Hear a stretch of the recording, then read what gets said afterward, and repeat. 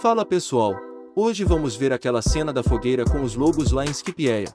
O bando estava conversando sobre onde estavam os tesouros da ilha, quando se viram cercados por lobos da floresta. A Nami já mete logo um cascudo em um lobo, e por algum motivo o lobo gostou dela e eles fizeram amizade. E depois já fizeram logo uma fogueira onde se passa várias cenas estranhas. Fique com a cena. Dá uma olhada nisso. Nem pensem nisso, companheiros. Você tem um belo soco. Gostei de você.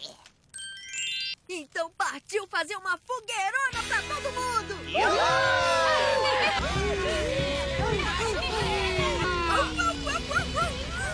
O que é isso? É muito bom!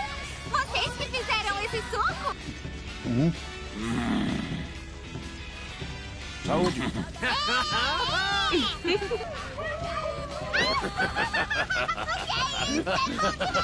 isso?